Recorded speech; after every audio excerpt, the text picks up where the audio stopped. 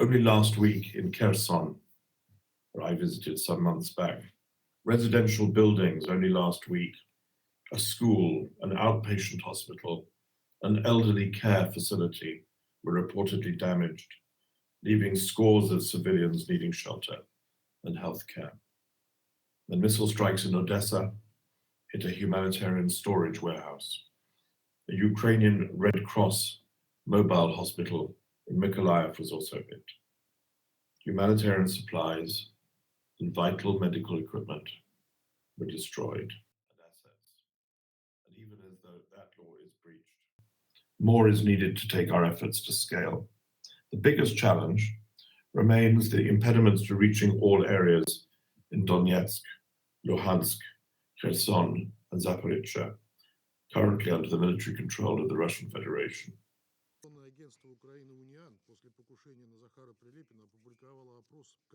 Despite 14 months of notifying the partners of our intentions through this system, we have not been able to deliver assistance to communities along the front line in areas under the military control of the Russian Federation, not once.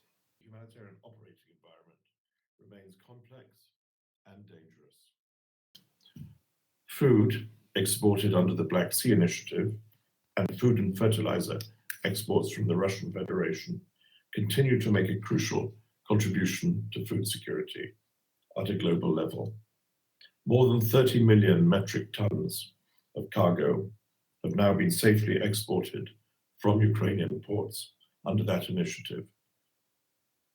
A quantity which was reached as we were together in Istanbul discussing the future of that initiative just the other day. Of this 30 million metric tons, just over 600,000 metric tons of wheat have been transported by the World Food Programme in direct support of humanitarian operations in Afghanistan, Ethiopia, Kenya, Somalia, and Yemen, places we often discuss in this chamber. It must be a reminder for all of us.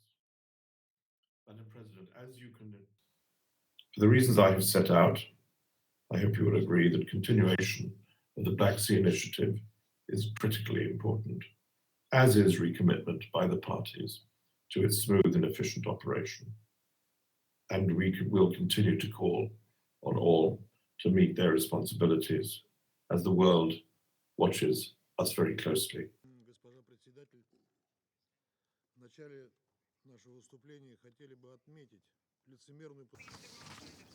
Ответственность за эти преступления лежит не только на киевском режиме, но и на тех, кто поставляет им оружие.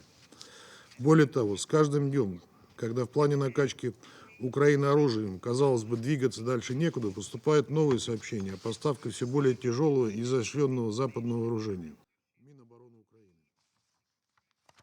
Глава разведки Кирилл Буданов прямо.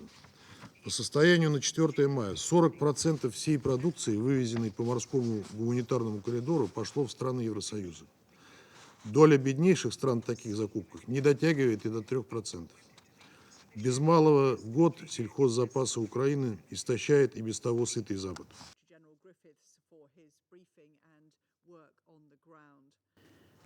The UK is appalled by reports of recent Russian attacks on the Ukrainian Red Cross warehouses in Odessa and on a mobile hospital in Mykolaiv.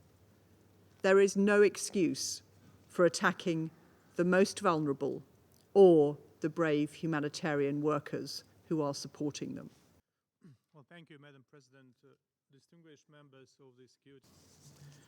Russia's attacks have damaged 3,185 educational institutions, of which 330 were destroyed.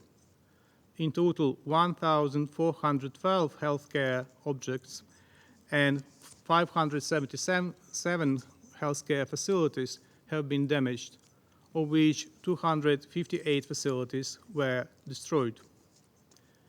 According to UNICEF country team report, education for an estimated 5.7 million children has been disrupted. Madam President. I have the Like many of you in this Council, we reiterate that it is only Russia's troops that must be evacuated from the territory of Ukraine. As soon as this happens, the atrocities of war will be over.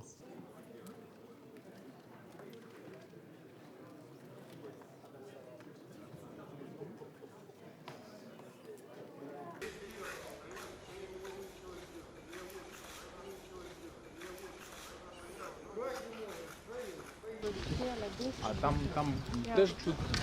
А що це за будівля? Це оце було, це кінозал, так? Так. Це і є оцей кінозал, він просто великий.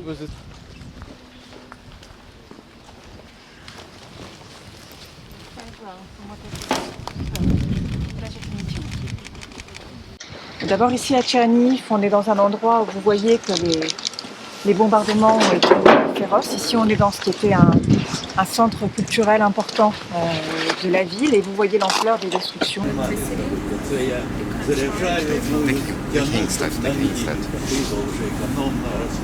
Близько 10-15%. Простите, нічого не видно. Дівчата, може ви розкажіть поки що саме ви робите? Ну, приходится самое, у нас, наверное, например, как комок. They provide people with